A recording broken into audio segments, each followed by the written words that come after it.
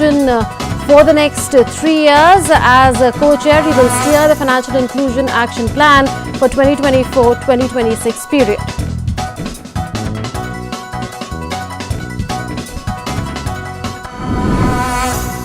India's G20 Sherpa Amitabh Kant pens an op-ed on the impetus to women-led growth under India's G20 presidency. Writes, India as G20 president will support women's digital and financial inclusion, making them equal stakeholders in development, pushing for women's leadership and investing in collection of gender disaggregated data.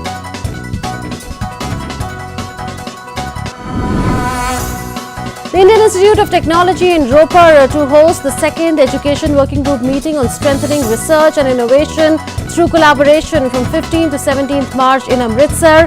Meeting will identify relevant policies and best practices for research and innovations. The second G20 Global Partnership for Financial Inclusion meeting and Knowledge Experience Exchange program for the emerging economies of the Global South concluded in Hyderabad today. India and Italy were announced as the new long-term co-chairs of the GPFI. The new co-chairs have been selected for a duration of 3 years and their tenure will commence from 2024. During the plenary, the GPFI members discussed and agreed on the way forward for important deliverables for the year, including those on digital financial inclusion and SME finance. A dedicated workshop was also organized for the development of GPFI Financial Inclusion Action Plan 2023, which will guide the financial inclusion work under G20 for 2024 to 2026 period. Economic advisor with India's Finance Ministry, Chanchal Sarkar, has been elected as the co-chair for GPFI unanimously for the next 3 years, where he will steer the financial action plan for 2024 to 2026 period. DD India correspondent Ajay Mishra spoke with him. He is India's chair of GPFI working group meeting and also economic advisor with India's Finance Ministry. He also spoke with M. Bianco, the co-chair of GPFI working group meeting, who is from the Central Bank of Italy. Listen in.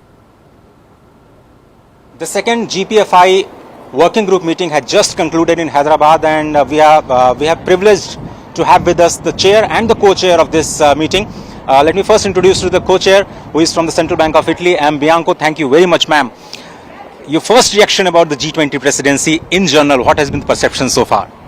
Well, they are doing a great work this year as well, putting together the G20 members to progress in the global agenda under many respects. And I think our agenda of this group is very important because it's financial inclusion.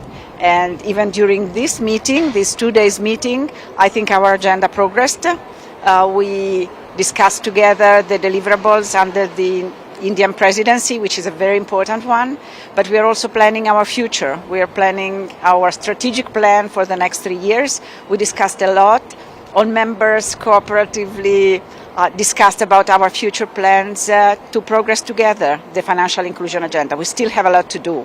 Yeah. In the Kolkata meeting, ma'am, the digital public infrastructure was the core focus, where India showcased the might of digital payment system and the India stack in general. What is the focus for the second meeting, and what did you discuss in the last 2 days, especially the focus in the Global South? Well, we had India organized a very interesting meeting with the Global South, and the focus was in general financial inclusion, with a special focus again on digital public infrastructure, which is a very relevant issue for everybody, but for the Global South as well, bringing the very interesting experience of India. Payments was another focus, which is very relevant because if they work well, it can be a great source of inclusion as well. And then we discussed some other topics like consumer protection and financial literacy, which can accompany well this great infrastructure in ensuring greater inclusion for all. I'll come back to you, ma'am, but let me introduce you the chair of this working group meeting, Mr. Chanchal Sarkar, who is the economic advisor in the Ministry of Finance. Sir, thank you very much and congratulations for being, your election for the next 3 years, the co-chair for the next 3 years. Thank you very much for the time. What has been the progress so far, if you can just, share with us, sir? Thank you very much. As the co-chair, Ms. Magda Bianco has pointed out, that we had a very good discussion in the first GPFI agenda. and that we have had similar progress towards those agenda which are like presidency priorities of digital public infrastructure financial inclusions. Apart from that, the regular agenda on the advancing financial inclusion, then we have SME finance and then consumer protection. Apart from that, there are various side events that were organized, like in the first meeting.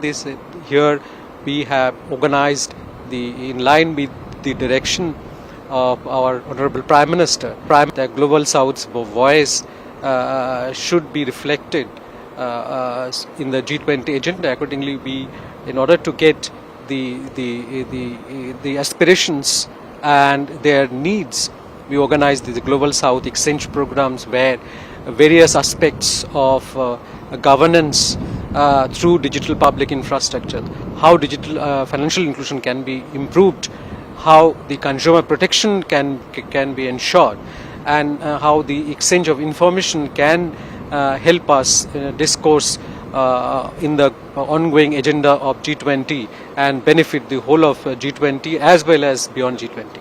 But sir, what is the update on the financial inclusion action plan for the year 2024 to 26? Are we confident that we'll be able to finalize under India's G20 presidency?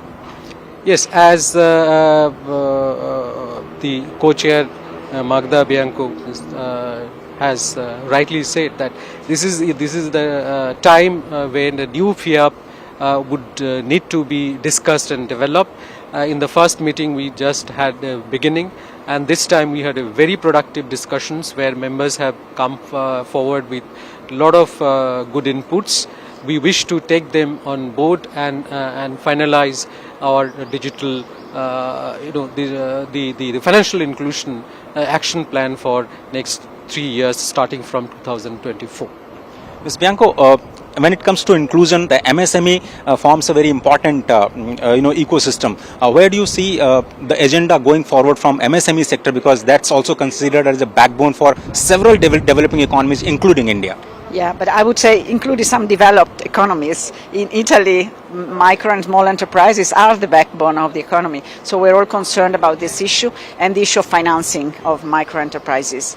And here, well, in our agenda we have, something that ranks really high is having data that allow us to compare the situation and hence fix some priorities.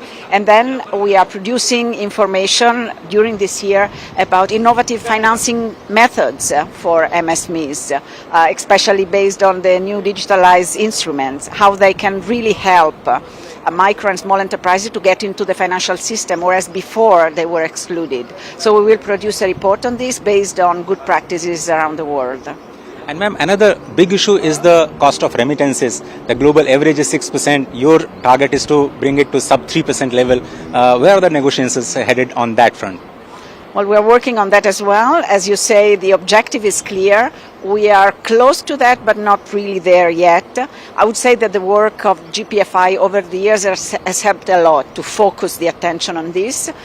There was a discussion on that as well. There will be plans of each country towards that objective. But we discussed also more generally how remittances can help inclusion more generally, also on receiving countries, on receiving sites. So we expect GPFI to keep playing an important role in the discussion on this. And your general view about Hyderabad, its cuisine, and especially the Holi celebration that you have just enjoyed. It's an amazing place. It's a wonderful place. So that's all from the second GPFI meeting here in Hyderabad. We hope that there will be some consensus on the Financial Inclusion Action Plan going forward from here. With camera person Sanjeev Sharma, Ajay Mishra, DD India, Hyderabad. GPFI is an inclusive platform for all G20 countries, non-G20 countries and other relevant stakeholders to carry out the agenda of financial inclusion. The main action areas include promoting actions to improve digital financial inclusion for individuals as well as for micro, small and medium-sized enterprises, and monitoring countries' progress in reducing the cost of remittances to internationally agreed targets. DD India correspondent Ajay Mishra spoke to the principal financial sector specialist at the ADB on this. Listen in. We have with us Mr. Arup Chatterjee, who is the Principal Financial Sector Specialist at ADB, who's taking part at the second GPFI meeting in Hyderabad. Thank you very much, sir. So, where are the discussions on financial inclusion heading?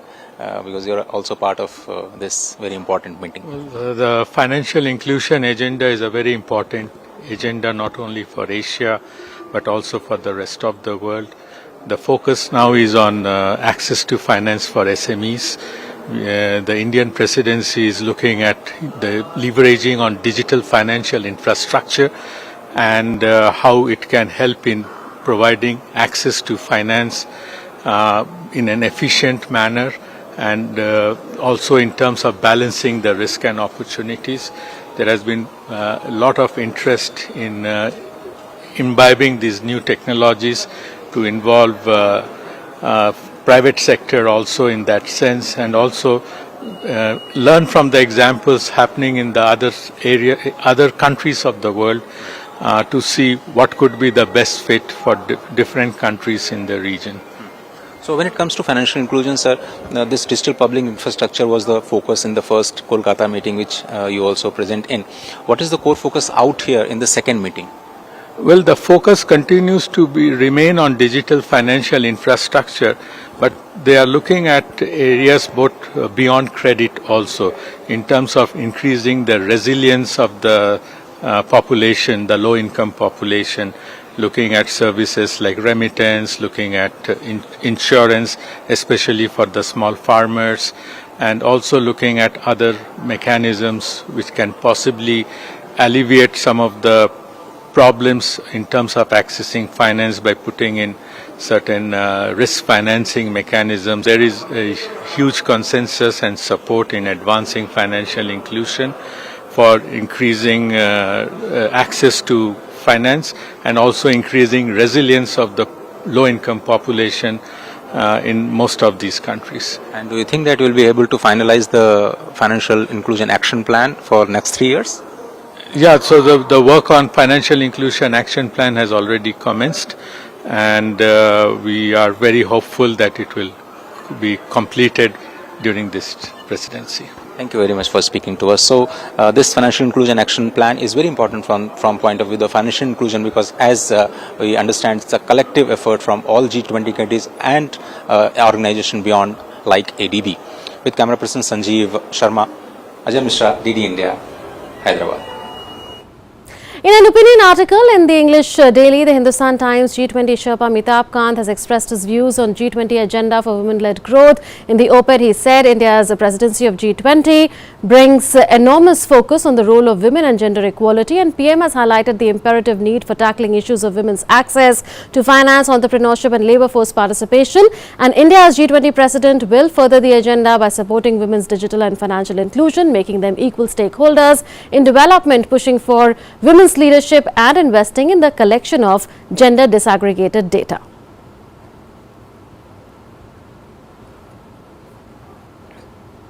The Indian Institute of Technology, ROPER, is all set to host the second Education Working Group meeting on strengthening research and innovation through collaboration between the 15th and the 17th of March in Amritsar. The event will focus on identification of relevant policies and best practices for research and innovations. Through this event, the government intends to create closer ties with the G20 member nations and collectively respond to the issues each country has in reaching SDG goals. The discussions will also concentrate on methods and tactics such as cooperative initiatives that could be implemented to encourage collaboration in many fields.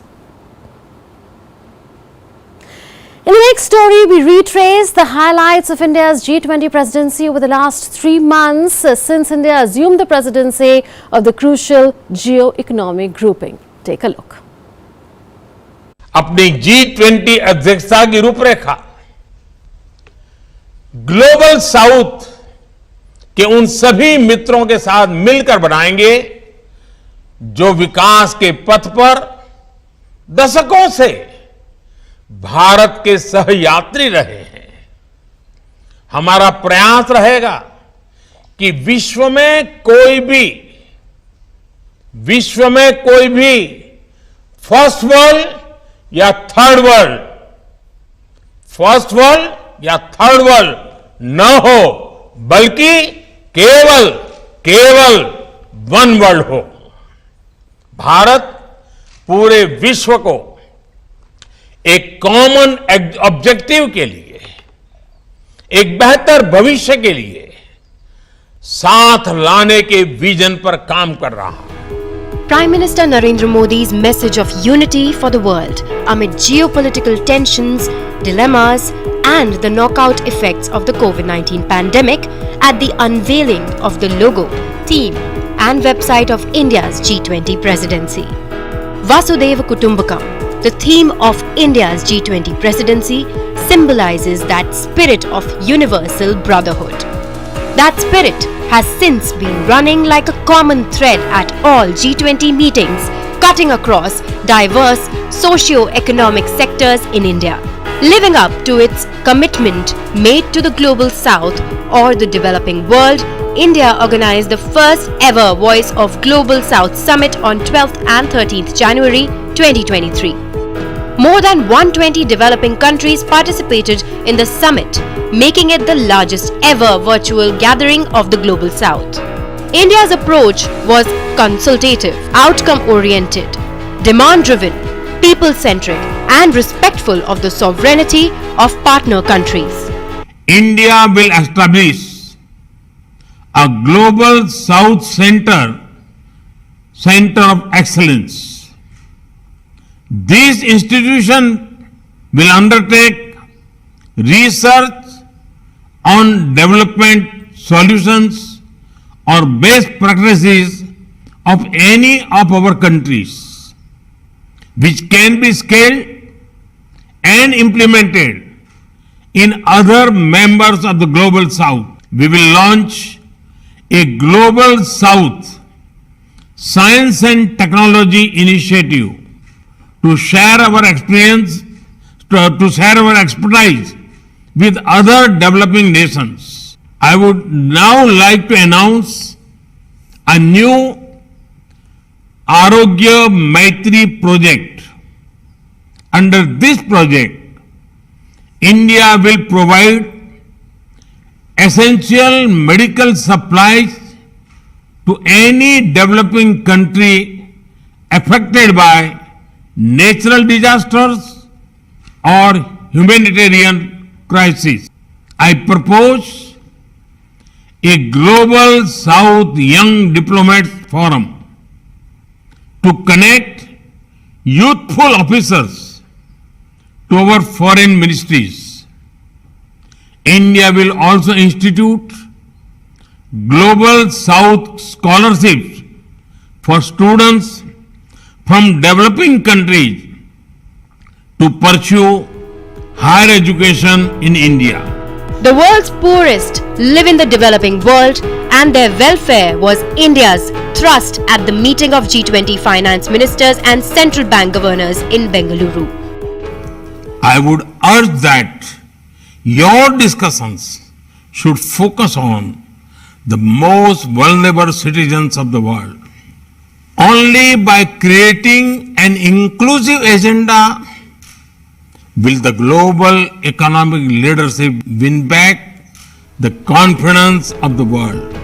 Echoing the sentiment at the G20 foreign ministers meeting in New Delhi, PM Modi said that India's G20 presidency has tried to give a voice to the Global South, since the tragic consequences of the failure of global governance was being faced mostly by developing countries. Many developing countries are struggling with unsustainable debt while trying to ensure food and energy security for their people. They are also the ones most affected by global warming caused by richer countries. This is why India's G20 presidency has tried to give a voice to the Global South.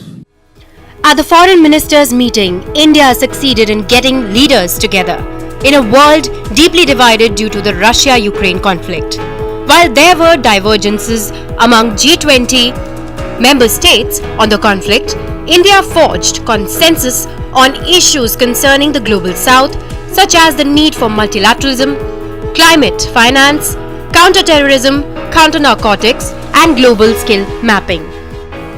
On the bulk of the issues which concern especially the global south, the developing countries, there was a considerable meeting of minds, and a considerable meeting of minds which has been captured by the outcome document. Now, the question, why was, did we fall short of expectations? Why is it called what it is? If we had had a perfect meeting of minds on all issues and captured it fully, then obviously it would have been a collective statement. But there were issues, and I think the issues, I would say very frankly, concerned the Ukraine conflict, on which there were divergences. So on the bulk of the issues, we were able to get an outcome document. There was a chair summary because there were differences on the Ukraine issue which we could not reconcile between various parties who held differing positions. In fact, the first week of March 2023 saw heightened diplomatic activity in New Delhi. Other than hosting the foreign ministers' meeting, India welcomed Italian Prime Minister Giorgia Meloni on her first official visit to India after assuming office. PM Meloni was effusive in her praise for PM Modi's leadership and shared her expectations from India's G20 presidency in helping broker peace in Ukraine. He has reached, I think, is the most loved one of all around the world. But I mean, this has really proven that he has been a major leader, and congratulations for that, which is giving full support to the territorial integrity of Ukraine. And we both hope that India, having the presidency of the G20, may play a central role in facilitating a negotiating process for the cessation of hostilities for a just peace. Close on the heels of the foreign ministers' meeting, India became a hub for influential voices in geopolitics and geoeconomics as it hosted the Raisina Dialogue. India's geopolitical rise and crucial role in the changing international landscape was a common across the conversations at Raisina Dialogue. In one of those conversations, former UK Prime Minister Tony Blair termed India's G20 presidency as a demonstration of India's rising power. The position of India now, this is again my view as an outsider, is potentially more powerful than it's ever been. With the G20, this is in a way a demonstration of its authority on the global stage. But increasingly around the world, when countries are worried about whether they have to choose between the USA and China, I think India is a country seen by many as an objective friend, and I think it's got the opportunity now to lead the global south in a way that's never been true before. On the same day, philanthropist and co-chair of the Bill and Melinda Gates Foundation, Bill Gates called on Prime Minister Narendra Modi. Penning his thoughts on his meeting in Gates' notes, Bill Gates termed India's G20 presidency as an excellent opportunity to highlight how innovations developed in India can benefit the world and to help other countries adopt them. He assured that supporting these efforts, especially spreading its digital ID and payment system to other places, is a high priority for his foundation. Distilling his conversation with PM Modi, he further wrote, "My conversation with the Prime Minister left me more optimistic than ever about the progress that India is making in health, development and climate. The country is showing what's possible when we invest in innovation. I hope India will continue this progress and share its innovations with the world. I'm proud that the Gates Foundation will be a partner along the way." This video, tweeted by Bill Gates after the meeting, captures India's transformation over the decades.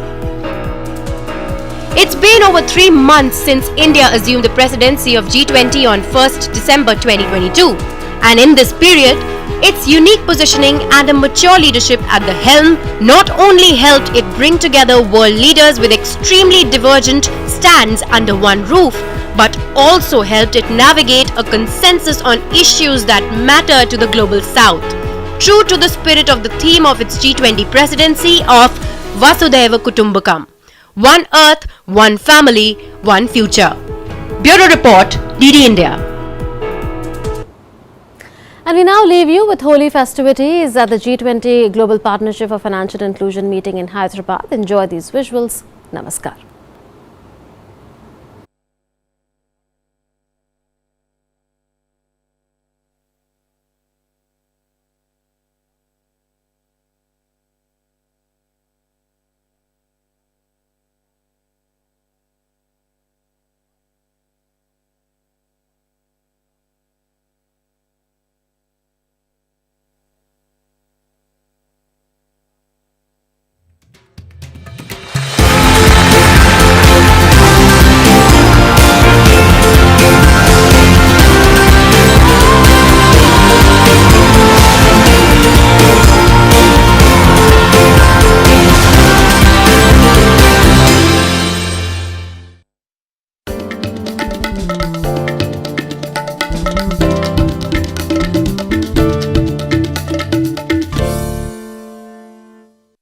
क्या बात है, बहुत fit लग रहा है। 3 महीने में पैसे डबल, वाह। फास्ट और हाई रिटर्न्स भी। क्या स्कीम है? कल तो नहीं थी यहाँ। और कल होगा भी नहीं। तूने कभी 5 ओवर में डबल सेंचुरी मारी है? ऐसे स्कीम के बहकावे में आके हम धोखा खा सकते हैं। और आरबीआई कहता है